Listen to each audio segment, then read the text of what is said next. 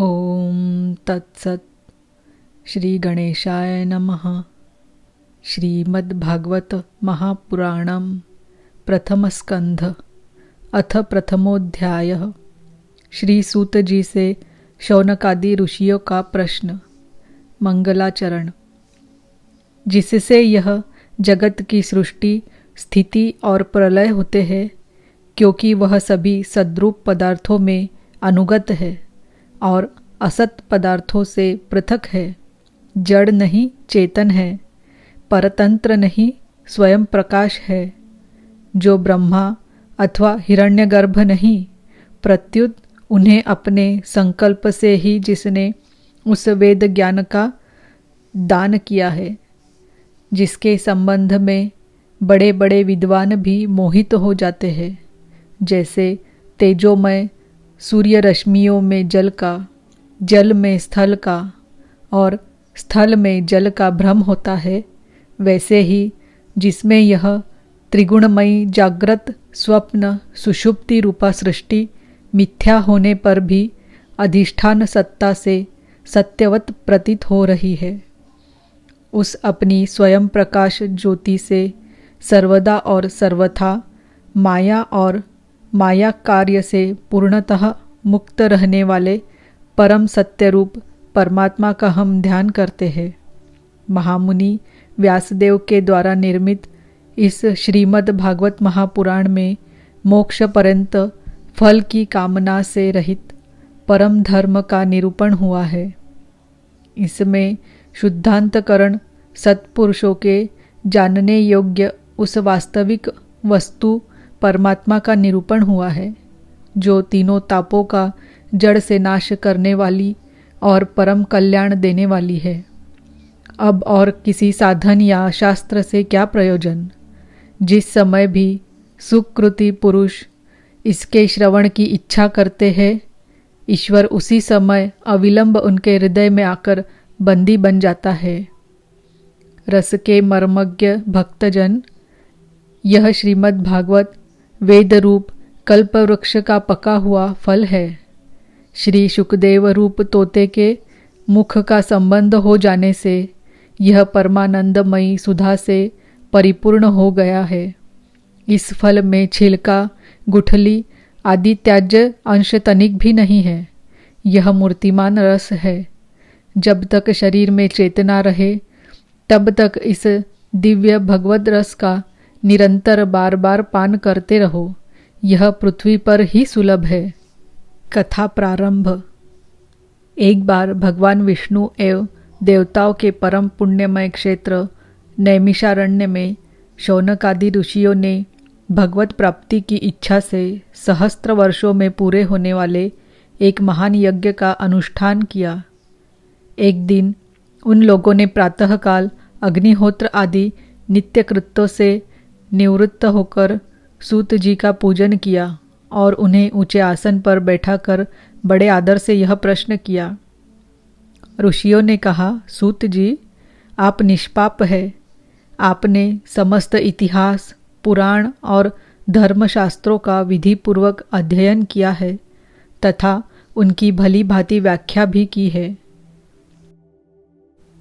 वेदवेत्ताओं में श्रेष्ठ भगवान बादरायण ने एवं भगवान के सगुण निर्गुण रूप को जानने वाले दूसरे मुनियों ने जो कुछ जाना है, उन्हें जिन विषयों का ज्ञान है, वह सब आप वास्तविक रूप में जानते हैं। आपका हृदय बड़ा ही सरल और शुद्ध है। इसी से आप उनकी कृपा और अनुग्रह के पात्र हुए हैं। गुरुजन अपने प्रेमी शिष्य को गुप्त से गुप्त बात भी बता दिया करते हैं। आयुष्मान, आप कृपा करके यह बतलाइए कि उन सब शास्त्रों, पुराणों और गुरुजनों के उपदेशों में कलियुगी जीवों के परम कल्याण का सहज साधन आपने क्या निश्चय किया है? आप संत समाज के भूषण हैं। इस कलियुग में प्राय लोगों की आयु कम हो गई है। साधन करने में लोगों की रुचि और प्रवृत्ति भी नहीं है। लोग आलसी हो गए हैं। उनका भाग्य तो मंद है ही, समझ भी थोड़ी है। इसके साथ ही वे नाना प्रकार की विघ्न बाधाओं से घिरे हुए भी रहते हैं। शास्त्र भी बहुत से हैं, परंतु उनमें एक निश्चित साधन का नहीं, अनेक प्रकार के कर्मों का वर्णन है। साथ ही वे इतने बड़े हैं कि उनका एक अंश सुनना भी कठिन है। आप परोपकारी है, अपनी बुद्धि से उनका सार निकालकर प्राणियों के परम कल्याण के लिए हम श्रद्धालुओं को सुनाइए, जिससे हमारे अंतकरण की शुद्धि प्राप्त हो। प्यारे सूत जी, आपका कल्याण हो। आप तो जानते ही हैं कि यदुवंशियों के रक्षक भक्त वत्सल भगवान श्री कृष्ण वसुदेव की धर्म पत्नी देवकी के गर्भ से क्या करने की इच्छा से अवतीर्ण हुए थे। हम उसे सुनना चाहते हैं। आप कृपा करके हमारे लिए उसका वर्णन कीजिए, क्योंकि भगवान का अवतार जीवों के परम कल्याण और उनकी भगवत प्रेममयी समृद्धि के लिए ही होता है। यह जीव जन्म मृत्यु के घोर चक्र में पड़ा हुआ है। इस स्थिति में भी यदि वह कभी भगवान के मंगलमय नाम का उच्चारण कर ले तो उसी क्षण उससे मुक्त हो जाए, क्योंकि स्वयं भय भी भगवान से डरता है।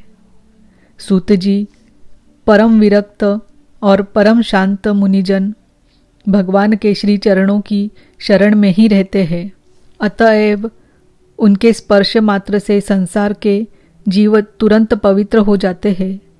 इधर गंगा जी के जल का बहुत दिनों तक सेवन किया जाए तब कहीं पवित्रता प्राप्त होती है। ऐसे पुण्यात्मा भक्त जिनकी लीलाओं का गान करते रहते हैं, उन भगवान का कलिमलहारी पवित्र यश भला आत्मशुद्धि की इच्छा वाला ऐसा कौन सा मनुष्य होगा जो श्रवण न करे। वे लीला से ही अवतार धारण करते हैं। नारद आदि महात्माओं ने उनके उदार कर्मों का गान किया है। हम श्रद्धालुओं के प्रति आप उनका वर्णन कीजिए। बुद्धिमान सूत जी, सर्वसमर्थ प्रभु अपनी योग माया से स्वच्छंद लीला करते हैं। आप उन श्री हरि की मंगलमयी अवतार कथाओं का अब वर्णन कीजिए। पुण्य कीर्ति भगवान की लीला सुनने से हमें कभी भी तृप्ति नहीं हो सकती, क्योंकि रसज्ञ श्रोताओं को पद पद पर भगवान की लीलाओं में नए नए रस का अनुभव होता है। भगवान श्री कृष्ण अपने को छिपाए हुए थे। लोगों के सामने ऐसी चेष्टा करते थे मानो कोई मनुष्य हो, परंतु उन्होंने बलराम जी के साथ ऐसी लीलाएं भी की है, ऐसा पराक्रम भी प्रकट किया है जो मनुष्य नहीं कर सकते। कलियुग को आया जानकर इस वैष्णव क्षेत्र में हम दीर्घकालीन सत्र का संकल्प करके बैठे हैं। श्री हरि की कथा सुनने के लिए हमें अवकाश प्राप्त है। यह कलयुग अंतःकरण की पवित्रता और शक्ति का नाश करने वाला है। इससे पार पाना कठिन है। जैसे समुद्र से पार जाने वालों को कर्णधार मिल जाए, उसी प्रकार इससे पार पाने की इच्छा रखने वाले हम लोगों से ब्रह्मा ने आपको मिलाया है। धर्म रक्षक ब्राह्मण भक्त योगेश्वर भगवान श्री कृष्ण के अपने धाम में पधार जाने पर धर्म ने अब किसकी शरण ली है, यह बताइए।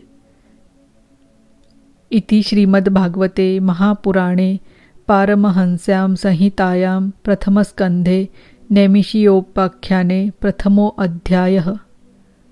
ओम नमो भगवते वासुदेवाय।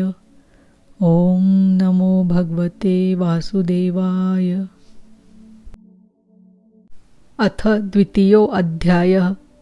भगवत कथा और भगवत भक्ति का महात्म्य।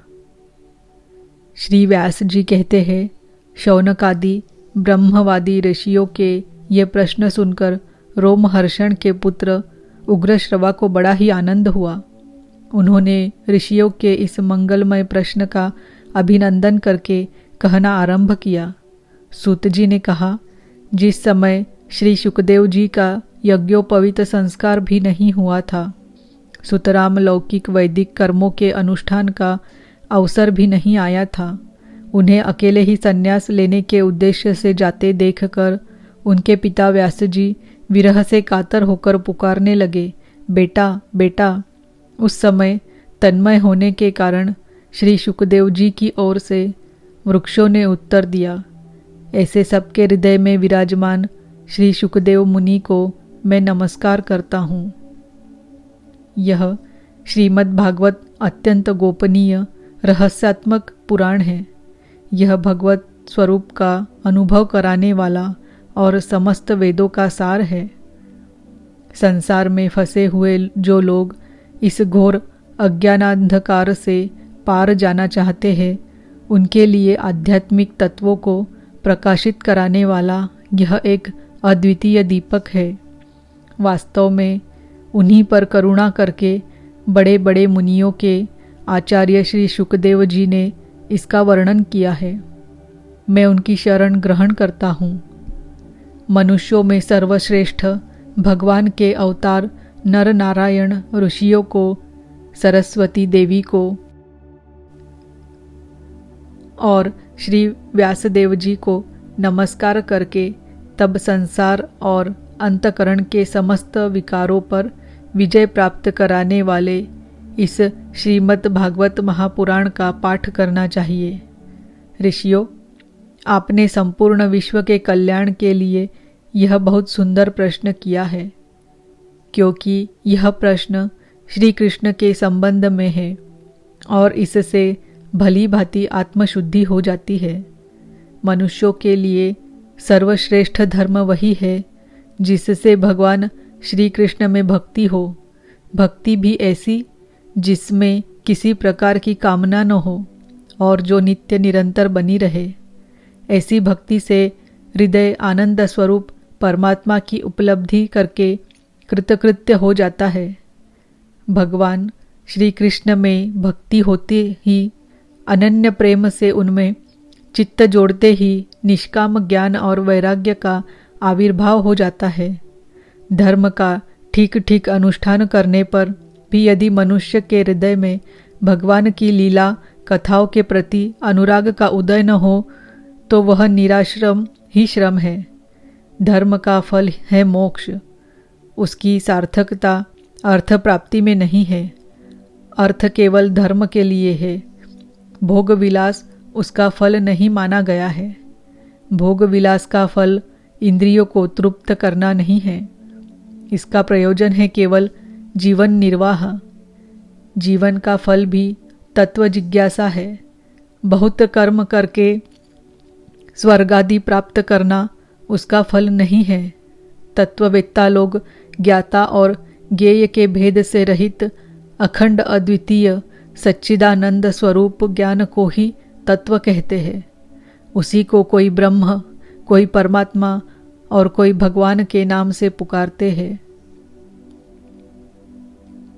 श्रद्धालु मुनिजन भागवत श्रवण से प्राप्त ज्ञान वैराग्य युक्त भक्ति से अपने हृदय में उस परम तत्व रूप परमात्मा का अनुभव करते हैं। शौनकादि ऋषियों, यही कारण है कि अपने अपने वर्ण तथा आश्रम के अनुसार मनुष्य जो धर्म का अनुष्ठान करते हैं उसकी पूर्ण सिद्धि इसी में है कि भगवान प्रसन्न हो। इसीलिए एकाग्र मन से भक्त वत्सल भगवान का ही नित्य निरंतर श्रवण, कीर्तन, ध्यान और आराधन करना चाहिए। कर्मों की गांठ बड़ी कड़ी है। विचारवान पुरुष भगवान के चिंतन की तलवार से उस गांठ को काट डालते हैं। तब भला ऐसा कौन मनुष्य होगा जो भगवान की लीला कथा में प्रेम न करे। शौनकादि ऋषियों, पवित्र तीर्थों का सेवन करने से महत् सेवा, तदनंतर श्रवण की इच्छा, फिर श्रद्धा, तत्पश्चात भगवत कथा में रुचि होती है। भगवान श्री कृष्ण के यश का श्रवण और कीर्तन दोनों पवित्र करने वाले हैं। वे अपनी कथा सुनने वालों के हृदय में आकर स्थित हो जाते हैं और उनकी अशुभ वासनाओं को नष्ट कर देते हैं, क्योंकि वे संतों के नित्य सहृदय है। जब श्रीमद् भागवत अथवा भगवत भक्तों के निरंतर सेवन से अशुभ वासनाएं नष्ट हो जाती है, तब पवित्र कीर्ति भगवान श्री कृष्ण के प्रति स्थायी प्रेम की प्राप्ति होती है, तब रजोगुण और तमोगुण के भाव, काम और लोभादि शांत हो जाते हैं और चित्त इनसे रहित होकर सत्वगुण में स्थित एवं निर्मल हो जाता है। इस प्रकार भगवान की प्रेममयी भक्ति से जब संसार की समस्त आसक्तियाँ मिट जाती है, हृदय आनंद से भर जाता है, तब भगवान के तत्व का अनुभव अपने आप हो जाता है। हृदय में आत्मस्वरूप भगवान का साक्षात्कार होते ही हृदय की ग्रंथि टूट जाती है, सारे संदेह मिट जाते हैं और कर्म बंधन क्षीण हो जाता है। इसी से बुद्धिमान लोग नित्य निरंतर बड़े आनंद से भगवान श्री कृष्ण के प्रति प्रेम भक्ति करते हैं, जिससे आत्म प्रसाद की प्राप्ति होती है। प्रकृति के 3 गुण हैं, सत्व, रज और तम। इनको स्वीकार करके इस संसार की स्थिति, उत्पत्ति और प्रलय के लिए एक अद्वितीय परमात्मा ही विष्णु, ब्रह्मा और रुद्र ये 3 नाम ग्रहण करते हैं। फिर भी मनुष्यों का परम कल्याण तो सत्वगुण स्वीकार कराने वाले श्री हरि से ही होता है।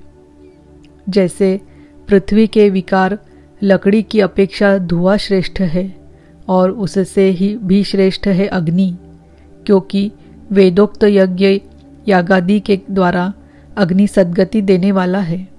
वैसे ही तमोगुण से रजोगुण श्रेष्ठ है और रजोगुण से भी सत्वगुण श्रेष्ठ है, क्योंकि वह भगवान का दर्शन कराने वाला है। प्राचीन युग में महात्मा लोग अपने कल्याण के लिए विशुद्ध सत्वमय भगवान विष्णु की ही आराधना किया करते थे। अब भी जो लोग उनका अनुसरण करते हैं, वे उन्हीं के समान कल्याण भाजन होते हैं। जो लोग इस संसार सागर से पार जाना चाहते हैं, वे यद्यपि किसी की निंदा तो नहीं करते, न किसी में दोष ही देखते हैं, फिर भी घोर रूप वाले तमोगुणी, रजोगुणी, भैरवादि भूतपतियों की उपासना न करके सत्वगुणी विष्णु भगवान की और उनके अंश कला स्वरूपों का ही भजन करते हैं। परंतु जिसका स्वभाव रजोगुणी अथवा तमोगुणी है, वे धन, ऐश्वर्य और संतान की कामना से भूत, पितर और प्रजापतियों की उपासना करते हैं, क्योंकि इन लोगों का स्वभाव उन भूतादि से मिलता जुलता होता है। वेदों का तात्पर्य श्री कृष्ण ही है, यज्ञों के उद्देश्य श्री कृष्ण ही है, योग श्री कृष्ण के लिए ही किए जाते हैं और समस्त कर्मों की परिसमाप्ति भी श्री कृष्ण में ही है। ज्ञान से ब्रह्म स्वरूप श्री कृष्ण की ही प्राप्ति होती है। तपस्या श्री कृष्ण की प्रसन्नता के लिए ही की जाती है। श्री कृष्ण के लिए ही धर्मों का अनुष्ठान होता है और सब गतियाँ श्री कृष्ण में ही समा जाती है। यद्यपि भगवान श्री कृष्ण प्रकृति और उसके गुणों से अतीत है, फिर भी अपनी गुणमयी माया से, जो प्रपंच की दृष्टि से है और तत्व की दृष्टि से नहीं है, उन्होंने ही सर्ग के आदि में इस संसार की रचना की थी। ये सत्व, रज और तम 3 गुण उसी माया के विलास है। इनके भीतर रहकर भगवान इनसे युक्त सरीके मालूम पड़ते हैं। वास्तव में तो वे परिपूर्ण विज्ञानानंद घन हैं। अग्नि तो वस्तुतः एक ही है, परंतु जब वह अनेक प्रकार की लकड़ियों में प्रकट होती है, तब अनेक सी मालूम पड़ती है। वैसे ही सबके आत्मरूप भगवान तो एक ही है, परंतु प्राणियों की अनेकता से अनेक जैसे जान पड़ते हैं। भगवान ही सूक्ष्म भूत तन्मात्रा, इंद्रिय तथा अंतःकरण आदि गुणों के विकारभूत भावों के द्वारा नाना प्रकार की योनियों का निर्माण करते हैं और उनमें भिन्न भिन्न जीवों के रूप में प्रवेश करके उन योनियों के अनुरूप विषयों का उपभोग करते कराते हैं। वे ही संपूर्ण लोकों की रचना करते हैं और देवता, पशु, पक्षी, मनुष्य आदि योनियों में लीलावतार ग्रहण करके सत्वगुण के द्वारा जीवों का पालन पोषण करते हैं। इति श्रीमद्भागवते महापुराणे पारमहंस्यां संहितायां प्रथमस्कन्धे नैमिषीयोपाख्याने द्वितीयो अध्यायः। ओम नमो भगवते वासुदेवाय।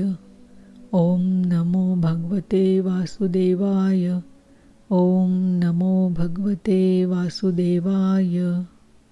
श्रीमद्भागवत महापुराणम प्रथमस्कंध अथ तृतीयो अध्यायः। भगवान के अवतारों का वर्णन। श्री सूत जी कहते हैं, सृष्टि के आदि में भगवान ने लोकों के निर्माण की इच्छा की। इच्छा होते ही उन्होंने महत्तत्व आदि से निष्पन्न पुरुष रूप ग्रहण किया। उसमें 10 इंद्रियां, 1 मन और 5 भूत, ये 16 कलाएं थी। उन्होंने कारण जल में शयन करते हुए जब योग निद्रा का विस्तार किया, तब उनके नाभि सरोवर में से एक कमल प्रकट हुआ और उस कमल से प्रजापतियों के अधिपति ब्रह्मा जी उत्पन्न हुए। भगवान के उस विराट रूप के अंग प्रत्यंग में ही समस्त लोकों की कल्पना की गई है। वह भगवान का विशुद्ध सत्वमय श्रेष्ठ रूप है। योगी लोग दिव्य दृष्टि से भगवान के उस रूप का दर्शन करते हैं। भगवान का वह रूप हजारों पैर, जांघें, भुजाएं और मुखों के कारण अत्यंत विलक्षण है। उसमें सहस्त्रों सिर, हजारों कान, हजारों आँखें और हजारों नासिकाएं हैं। हजारों मुकुट, वस्त्र और कुंडल आदि आभूषणों से वह उल्लासित रहता है। भगवान का यही पुरुष रूप, जिसे नारायण कहते हैं, अनेक अवतारों का अक्षय कोश है। इसी से सारे अवतार प्रकट होते हैं। इस रूप के छोटे से छोटे अंश से देवता, पशु, पक्षी और मनुष्यादि योनियों की सृष्टि होती है। उन्हीं प्रभु ने पहले कौमार सर्ग में सनक, सनंदन, सनातन और सनत कुमार, इन 4 ब्राह्मणों के रूप में अवतार ग्रहण करके अत्यंत कठिन अखंड ब्रह्मचर्य का पालन किया। दूसरी बार इस संसार के कल्याण के लिए समस्त यज्ञों के स्वामी उन भगवान ने ही रसातल में गई हुई पृथ्वी को निकाल लाने के विचार से सूकर रूप ग्रहण किया। ऋषियों की सृष्टि में उन्होंने देवर्षि नारद के रूप में तीसरा अवतार ग्रहण किया और सात्वत तंत्र का, जिसे नारद पांचरात्र कहते हैं, उपदेश किया। उसमें कर्मों के द्वारा किस प्रकार कर्म बंधन से मुक्ति मिलती है, इसका वर्णन है। धर्म पत्नी मूर्ति के गर्भ से उन्होंने नर नारायण के रूप में चौथा अवतार ग्रहण किया। इस अवतार में उन्होंने ऋषि बनकर मन और इंद्रियों का सर्वथा संयम करके बड़ी कठिन तपस्या की। 5वें अवतार में वे सिद्धों के स्वामी कपिल के रूप में प्रकट हुए और तत्वों का निर्णय करने वाले सांख्य शास्त्र का, जो समय के फेरे से लुप्त हो गया था, आसुरी नामक ब्राह्मण को उपदेश किया। अनुसुया के वर मांगने पर 6ठे अवतार में वे अत्रि की संतान दत्तात्रेय हुए। इस अवतार में उन्होंने अलर्क एवं प्रह्लाद आदि को ब्रह्म ज्ञान का उपदेश किया। 7वीं बार रुचि प्रजापति की आकुति नामक पत्नी से यज्ञ के रूप में उन्होंने अवतार ग्रहण किया और अपने पुत्र याम आदि देवताओं के साथ स्वयंभू मनवंतर की रक्षा की। राजा नाभि की पत्नी मेरु देवी के गर्भ से ऋषभ देव के रूप में भगवान ने 8वां अवतार ग्रहण किया। इस रूप में उन्होंने परमहंसों का वह मार्ग, जो सभी आश्रमियों के लिए वंदनीय है, दिखाया। ऋषियों की प्रार्थना से 9वीं बार वे राजा पृथु के रूप में अवतीर्ण हुए। शौनकादि ऋषियों, इस अवतार में उन्होंने पृथ्वी से समस्त औषधियों का दोहन किया था। इससे यह अवतार सबके लिए बड़ा ही कल्याणकारी हुआ। चाक्षुष मनवंतर के अंत में जब सारी त्रिलोकी समुद्र में डूब रही थी, तब उन्होंने मत्स्य के रूप में 10वां अवतार ग्रहण किया और पृथ्वी रूपी नौका पर बैठाकर अगले मनवंतर के अधिपति वैवस्वत मनु की रक्षा की। जिस समय देवता और दैत्य समुद्र मंथन कर रहे थे, उस समय 11वां अवतार धारण करके कच्छप रूप से भगवान ने मंदराचल को अपनी पीठ पर धारण किया। 12वीं बार धन्वंतरी के रूप में अमृत लेकर समुद्र से प्रकट हुए और 13वीं बार मोहिनी रूप धारण करके दैत्यों को मोहित करते हुए देवताओं को अमृत पिलाया।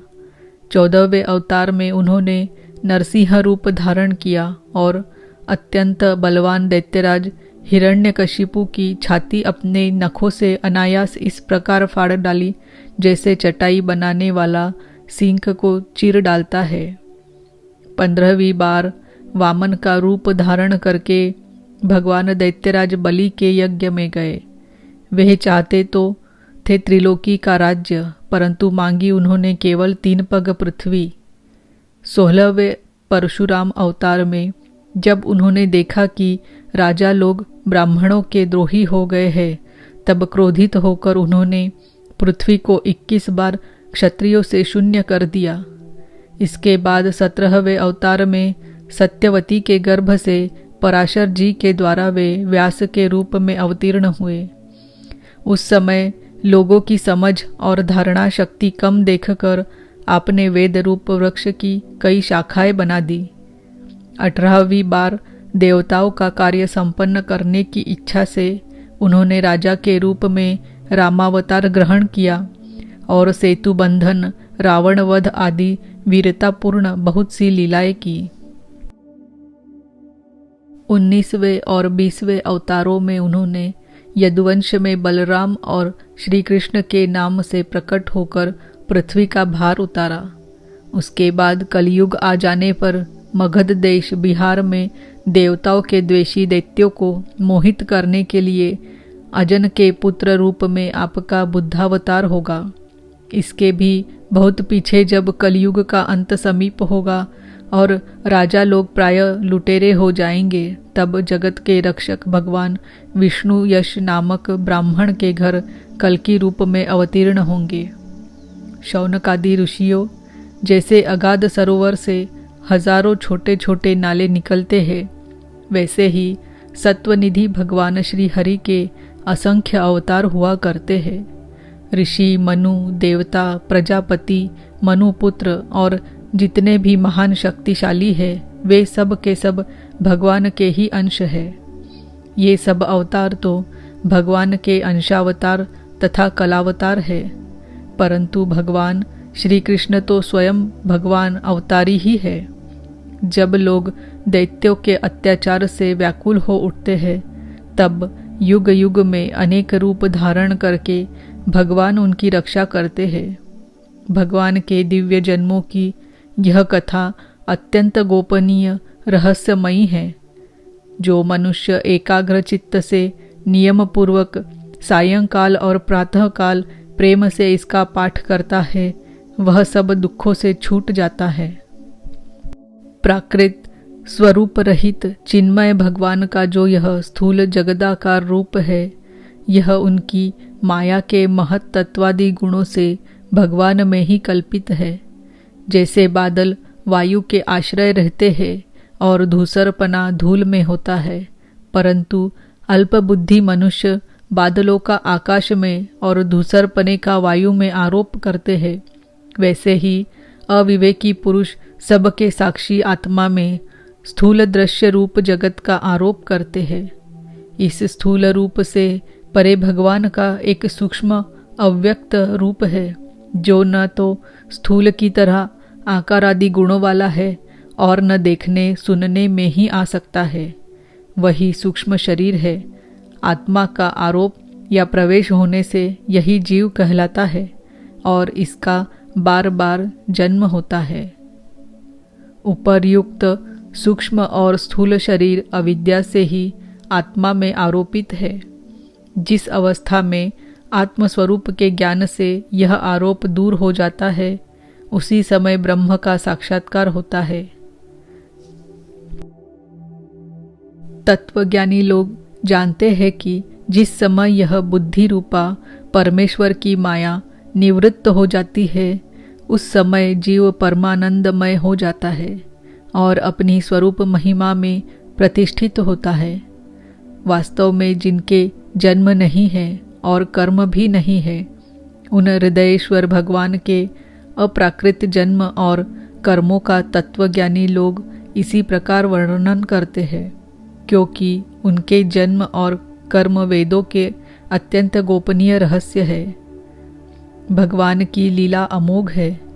वे लीला से ही इस संसार का सृजन, पालन और संहार करते हैं, किंतु इसमें आसक्त नहीं होते। प्राणियों के अंतकरण में छिपे रहकर ज्ञानेंद्रिय और मन के नियंता के रूप में उनके विषयों को ग्रहण भी करते हैं, परंतु उनसे अलग रहते हैं। वे परम स्वतंत्र हैं। ये विषय कभी उन्हें लिप्त नहीं कर सकते। जैसे अनजान मनुष्य जादूगर अथवा नट के संकल्प और वचनों से ही हुई करामातों को नहीं समझ पाता, वैसे ही अपने संकल्प और वेदवाणी के द्वारा भगवान के प्रकट किए हुए इन नाना नाम और रूपों को तथा उनकी लीलाओं को कुबुद्धि जीव बहुत सी तर्क युक्तियों के द्वारा नहीं पहचान सकता। चक्रपाणी भगवान की शक्ति और पराक्रम अनंत है, उनकी कोई थाह नहीं पा सकता। वे सारे जगत के निर्माता होने पर भी उससे सर्वथा परे है।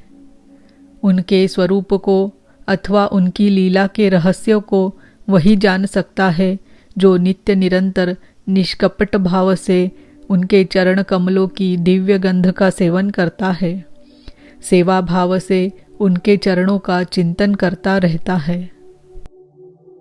शौनकादि ऋषियों, आप लोग बड़े ही सौभाग्यशाली तथा धन्य हैं, जो इस जीवन में और विघ्न बाधाओं से भरे इस संसार में समस्त लोकों के स्वामी भगवान श्री कृष्ण से वह सर्वात्मक आत्मभाव, वह अनिर्वचनीय अनन्य प्रेम कहते हैं, जिससे फिर इस जन्म मरण रूप संसार के भयंकर चक्र में नहीं पड़ना होता। भगवान वेदव्यास ने यह वेदों के समान भगवत चरित्र से परिपूर्ण भागवत नाम का पुराण बनाया है। उन्होंने इस श्लाघनीय, कल्याणकारी और महान पुराणों को लोगों के परम कल्याण के लिए अपने आत्मज्ञान शिरोमणि पुत्र को ग्रहण कराया। इसमें सारे वेद और इतिहासों का सार संग्रह किया गया है। शुकदेव जी ने राजा परीक्षित को यह सुनाया। उस समय वे परमार्शियों से घिरे हुए आमरण अनशन का व्रत लेकर गंगा तट पर बैठे हुए थे। भगवान श्री कृष्ण जब धर्म, ज्ञान आदि के साथ अपने परम धाम को पधार गए, तब इस कलयुग में जो लोग अज्ञान रूपी अंधकार से अंधे हो रहे हैं, उनके लिए यह पुराण रूपी सूर्य इस समय प्रकट हुआ है। शौनकादि ऋषियों, जब महातेजस्वी श्री शुकदेव जी महाराज वहाँ इस पुराण की कथा कह रहे थे, तब मैं भी वहाँ बैठा था। वही मैंने उनकी कृपापूर्ण अनुमति से इसका अध्ययन किया। मेरा जैसा अध्ययन है और मेरी बुद्धि जितना जिस प्रकार उसको ग्रहण किया है, उसी के अनुसार इसे मैं आप लोगों को सुनाऊंगा। इति श्रीमद्भागवते महापुराणे पारमहंस्यां संहितायां प्रथमस्कन्धे नैमिषिकोपाख्याने तृतीयो अध्यायः। ओम नमो भगवते वासुदेवाय। ओम नमो भगवते वासुदेवाय। ओम नमो भगवते वासुदेवाय। श्रीमद्भागवत महापुराणम प्रथम स्कंध अथ चतुर्थो अध्याय। महर्षि व्यास का असंतोष। व्यास जी कहते हैं, उस दीर्घकालीन सत्र में सम्मिलित हुए मुनियों में विद्या वयोवृद्ध कुलपति ऋग्वेदी शौनक जी ने सूत जी की पूर्वोक्त बात सुनकर उनकी प्रशंसा की और कहा। शौनक जी बोले, सूत जी, आप वक्ताओं में श्रेष्ठ है तथा बड़े भाग्यशाली है। जो कथा भगवान श्री शुकदेव जी ने कही थी वही भगवान की पुण्यमयी कथा कृपा करके आप हमें सुनाइए।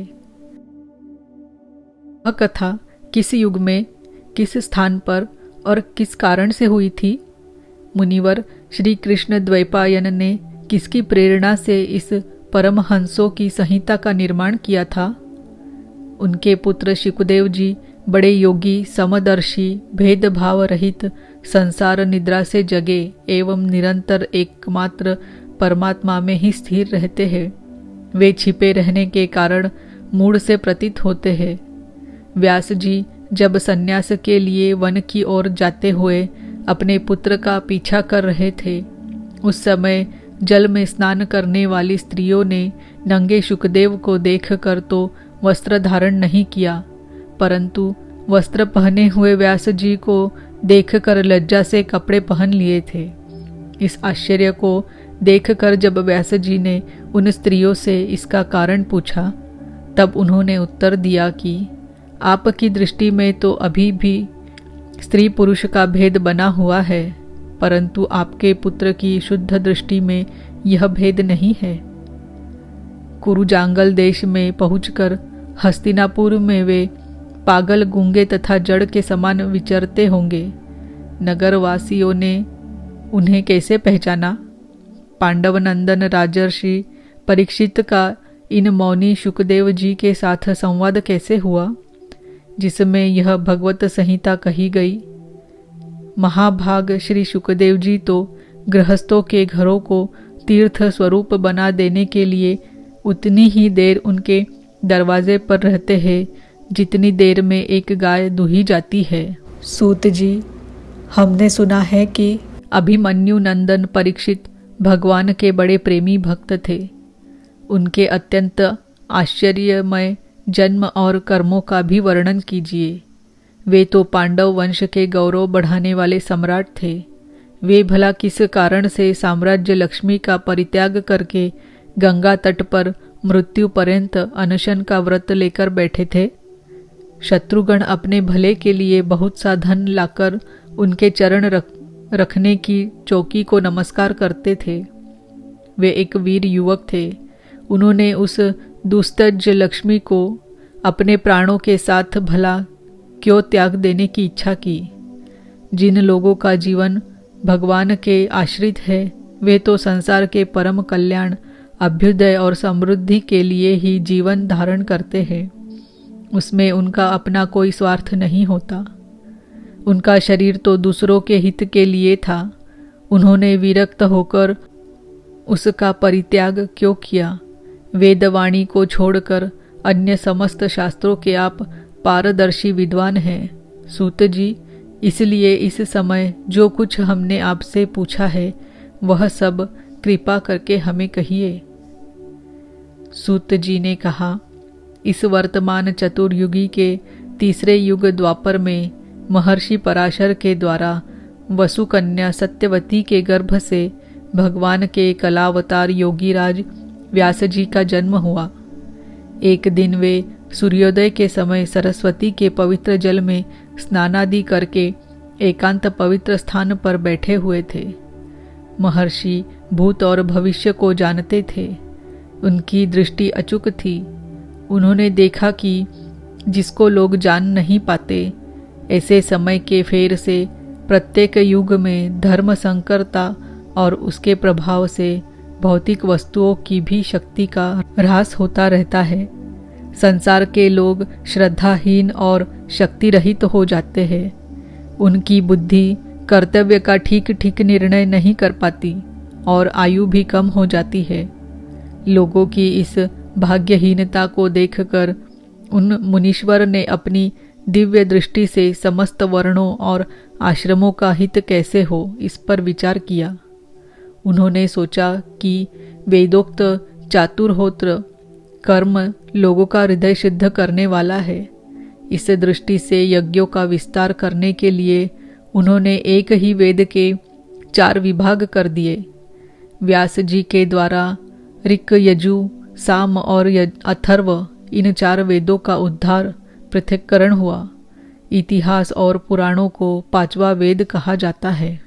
उनमें से ऋग्वेद के पैल, सामगान के विद्वान जैमिनी एवं यजुर्वेद के एकमात्र स्नातक वैशंपायन हुए। अथर्ववेद में प्रवीण हुए दरुण नंदन सुमंतु मुनि। इतिहास और पुराणों के स्नातक मेरे पिता रोमहर्षण थे। इन पूर्वोक्त ऋषियों ने अपनी अपनी शाखा को और भी अनेक भागों में विभक्त कर दिया। इस प्रकार शिष्य, प्राशिष्य और उनके शिष्यों द्वारा वेदों की बहुत सी शाखाएं बन गई। कम समझ वाले पुरुषों पर कृपा करके भगवान वेद व्यास ने इसलिए ऐसा विभाग कर दिया कि जिन लोगों को स्मरण शक्ति नहीं है या कम है, वे भी वेदों का धारण कर सके। स्त्री, शूद्र और पतित द्विजाति तीनों ही वेद श्रवण के अधिकारी नहीं है। इसीलिए वे कल्याणकारी शास्त्रोक्त कर्मों के आचरण में भूल कर बैठते हैं।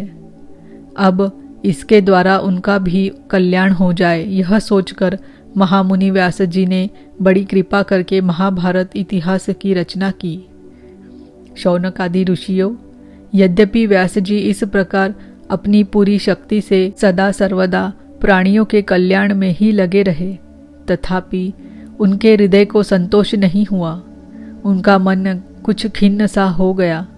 सरस्वती नदी के पवित्र तट पर एकांत में बैठकर धर्मवेत्ता व्यास जी मन ही मन विचार करते हुए इस प्रकार कहने लगे। मैंने निष्कपट भाव से ब्रह्मचर्यादि व्रतों का पालन करते हुए वेद, गुरुजन और अग्नियों का सम्मान किया है और उनकी आज्ञा का पालन किया है। महाभारत की रचना के बहाने मैंने वेद के अर्थ को खोल दिया है, जिससे स्त्री, शूद्र आदि भी अपने अपने धर्म कर्म का ज्ञान प्राप्त कर लेते हैं। यद्यपि मैं ब्रह्म तेज से संपन्न एवं समर्थ हूँ, तथापि मेरा हृदय कुछ अपूर्ण काम सा जान पड़ता है।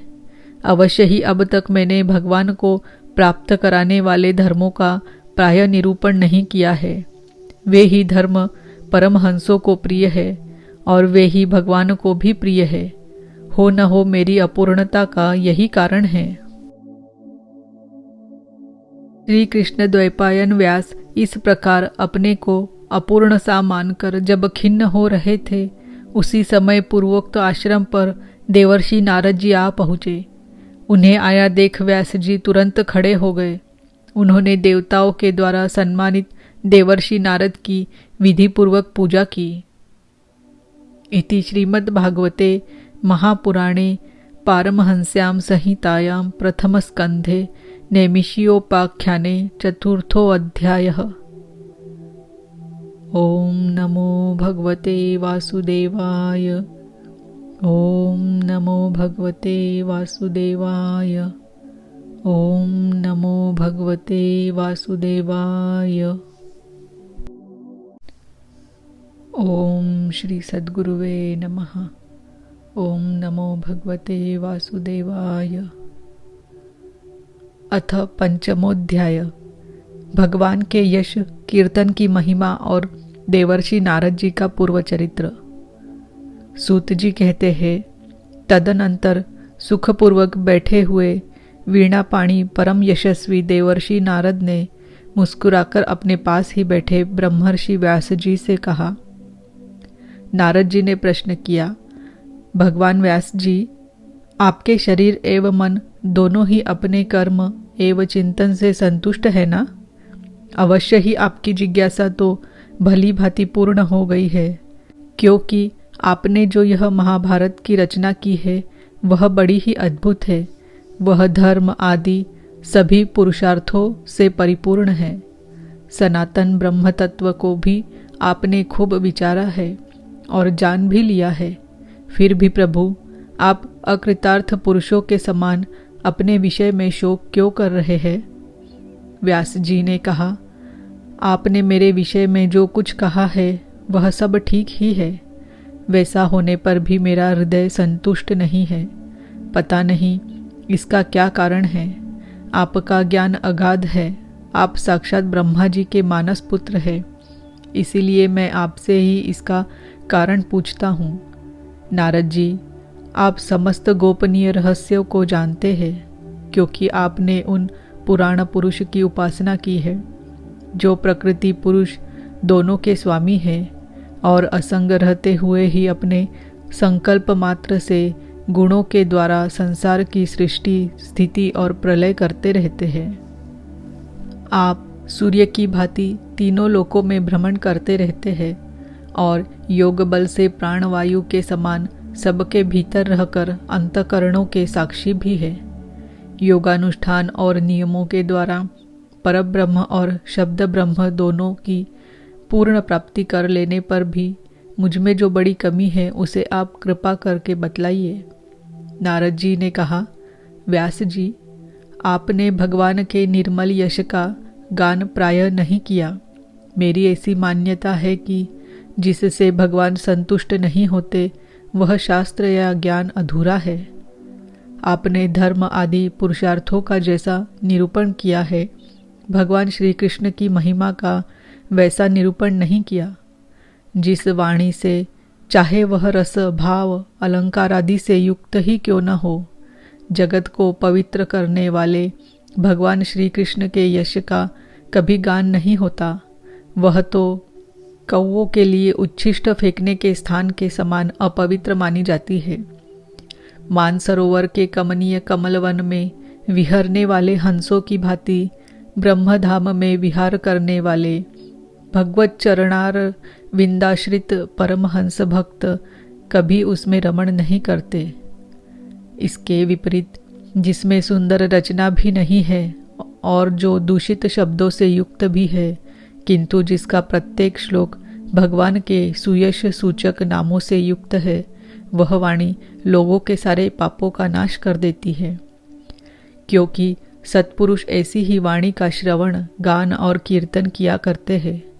वह निर्मल ज्ञान भी जो मोक्ष की प्राप्ति का साक्षात साधन है, यदि भगवान की भक्ति से रहित हो तो उसकी उतनी शोभा नहीं होती।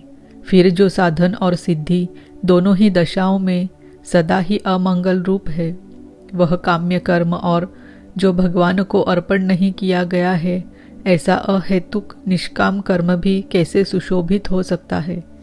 महाभाग व्यास जी, आपकी दृष्टि अमोघ है, आपकी कीर्ति पवित्र है, आप सत्यपरायण एवं दृढ़वत है। इसीलिए अब आप संपूर्ण जीवों को बंधन से मुक्त करने के लिए समाधि के द्वारा अचिंत्य शक्ति भगवान की लीलाओं का स्मरण कीजिए। जो मनुष्य भगवान की लीला के अतिरिक्त और कुछ कहने की इच्छा करता है, वह उस इच्छा से ही निर्मित अनेक नाम और रूपों के चक्कर में पड़ जाता है। उसकी बुद्धि भेदभाव से भर जाती है। जैसे हवा के झकोरों से डगमगाती हुई डोंगी को कहीं भी ठहरने का ठौर नहीं मिलता, वैसे ही उसकी चंचल बुद्धि कहीं भी स्थिर नहीं हो पाती।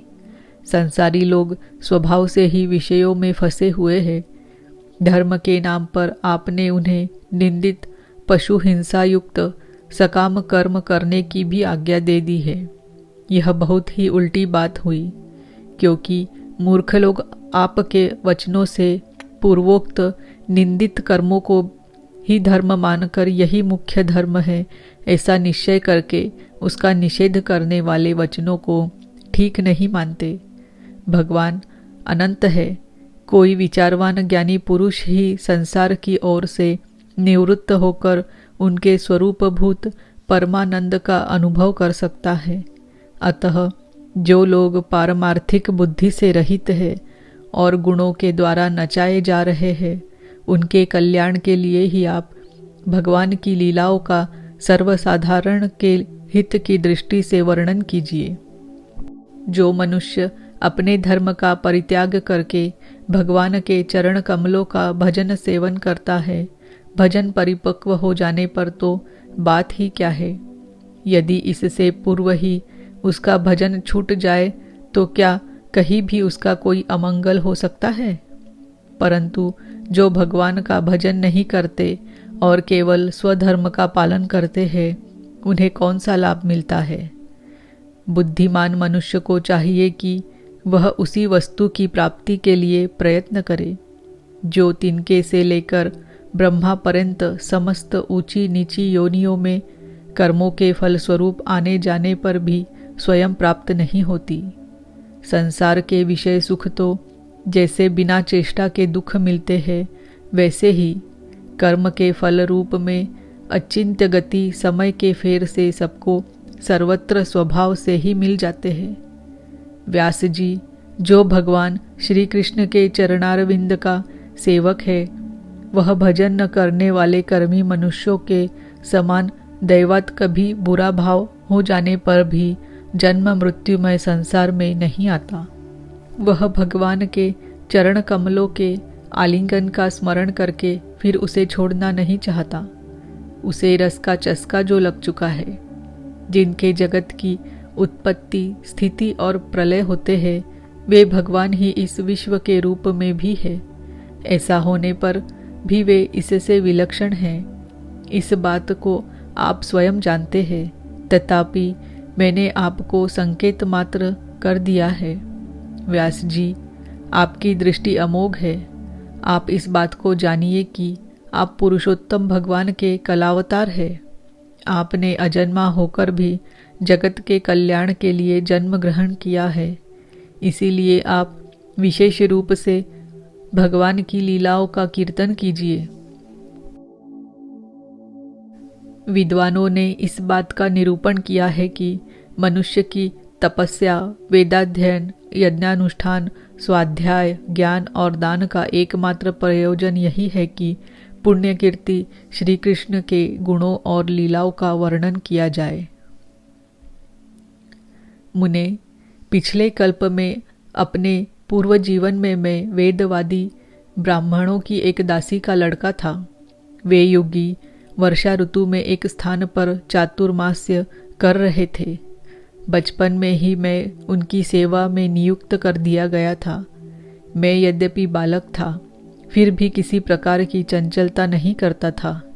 जितेंद्रिय था, खेल कूद से दूर रहता था और आज्ञानुसार उनकी सेवा करता था। मैं बोलता भी बहुत कम था। मेरे इस शील स्वभाव को देखकर समदर्शी मुनियों ने मुझ सेवक पर अत्यंत अनुग्रह किया।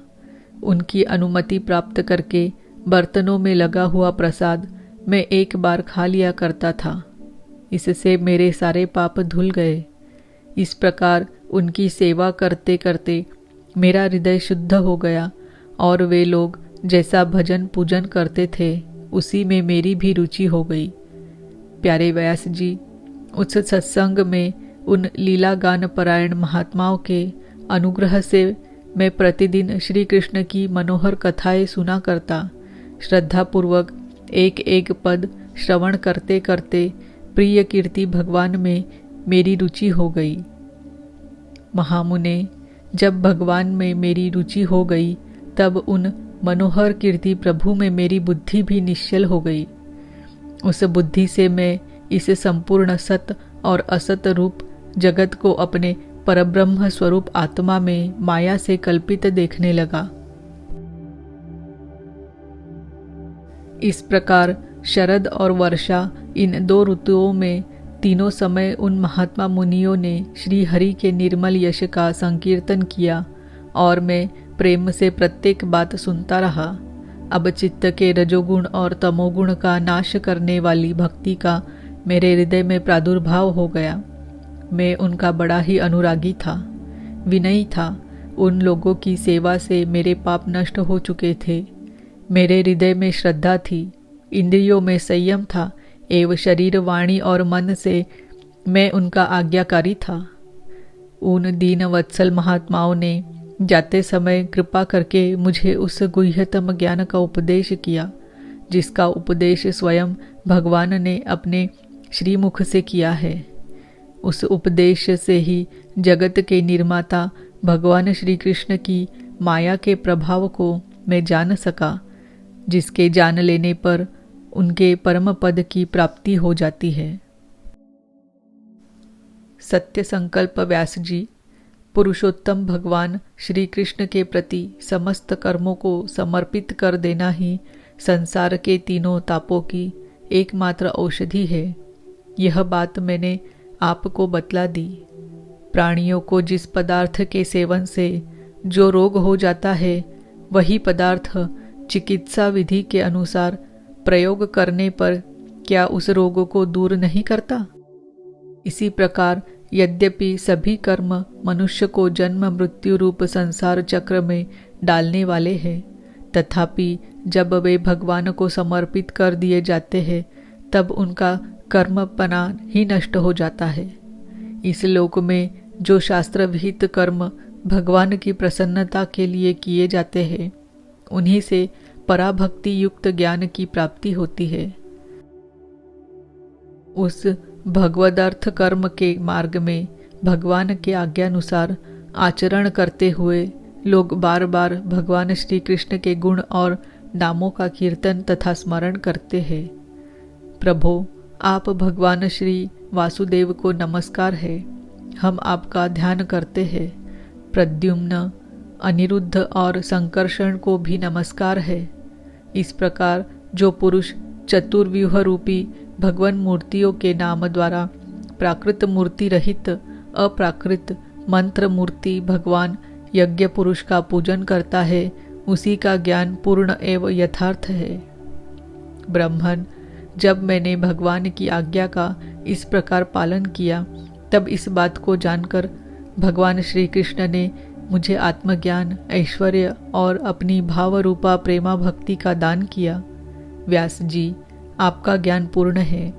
आप भगवान की ही कीर्ति का, उनकी प्रेममयी लीला का वर्णन कीजिए। उसी से बड़े बड़े ज्ञानियों की भी जिज्ञासा पूर्ण हो जाती है। जो लोग दुखों के द्वारा बार बार रोंदे जा रहे हैं, उनके दुख की शांति इसी से हो सकती है और कोई उपाय नहीं है। इति श्रीमद्भागवते महापुराणे पारमहंस्यां संहितायां प्रथमस्कन्धे व्यास-नारद संवादे पंचमोऽध्यायः। ओम नमो भगवते वासुदेवाय। ओम नमो भगवते वासुदेवाय। ओम नमो भगवते वासुदेवाय। ओम श्री सद्गुरुवे नमः। ओम नमो भगवते वासुदेवाय। अथ षष्ठोऽध्यायः। नारद जी के पूर्व चरित्र का शेष भाग। श्री सूत जी कहते हैं, शौनक जी, देवर्षि नारद के जन्म और साधना की बात सुनकर सत्यवती नंदन भगवान श्री व्यास जी ने उनसे फिर यह प्रश्न किया। श्री व्यास जी ने पूछा, नारद जी, जब आपको ज्ञानोपदेश करने वाले महात्मा गण चले गए, तब आपने क्या किया? उस समय तो आपकी अवस्था बहुत छोटी थी।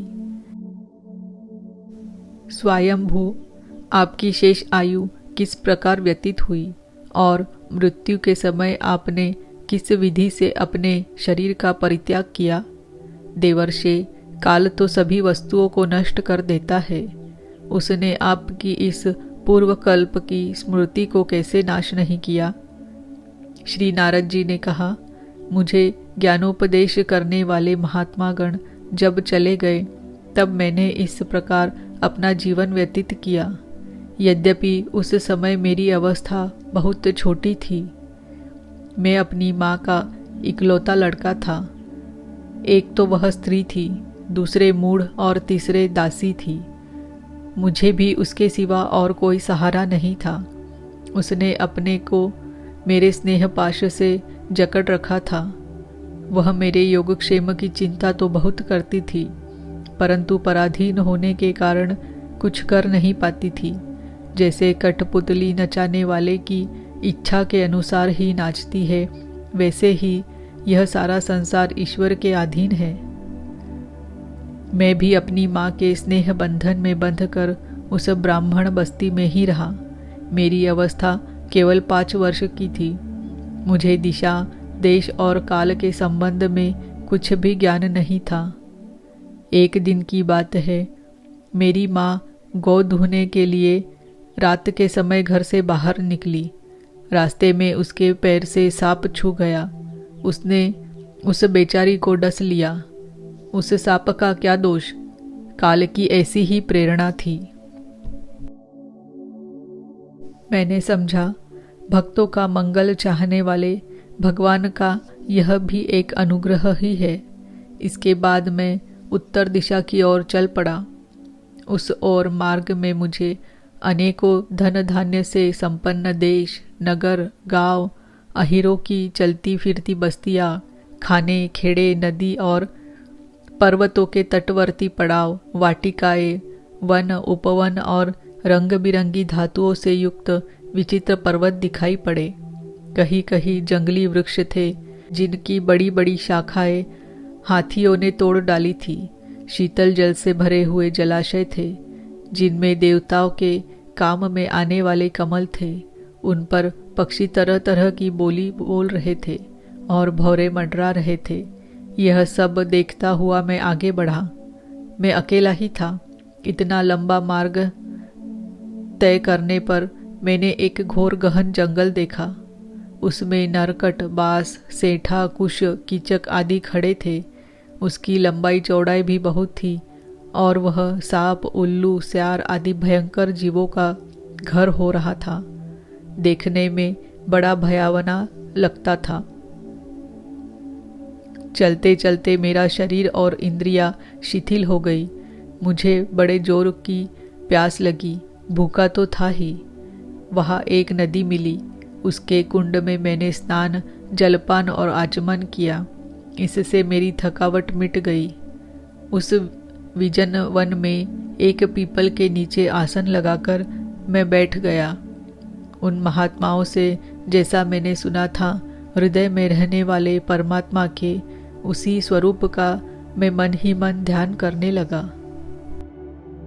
भक्ति भाव से वशीकृत चित्त द्वारा भगवान के चरण कमलों का ध्यान करते ही भगवत प्राप्ति की उत्कट लालसा से मेरे नेत्रों में आंसू छलछलाए और हृदय में धीरे धीरे भगवान प्रकट हो गए। व्यास जी, उस समय प्रेम भाव के अत्यंत उद्रेक से मेरा रोम रोम पुलकित हो उठा। हृदय अत्यंत शांत और शीतल हो गया। उस आनंद की बाढ़ में मैं ऐसा डूब गया कि मुझे अपना और ध्येय वस्तु का तनिक भी भान न रहा। भगवान का वह अनिर्वचनीय रूप समस्त शोकों का नाश करने वाला और मन के लिए अत्यंत लुभावना था।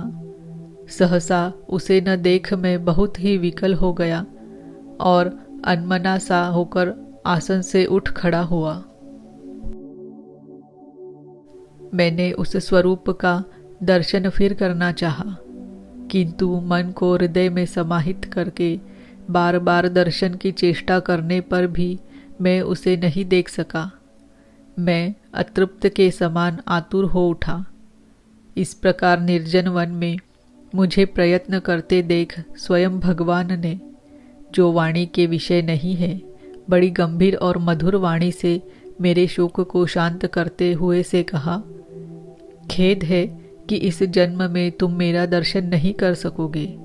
जिनकी वासनाएं पूर्णतया शांत नहीं हो गई है, उन अधकचरे योगियों को मेरा दर्शन अत्यंत दुर्लभ है।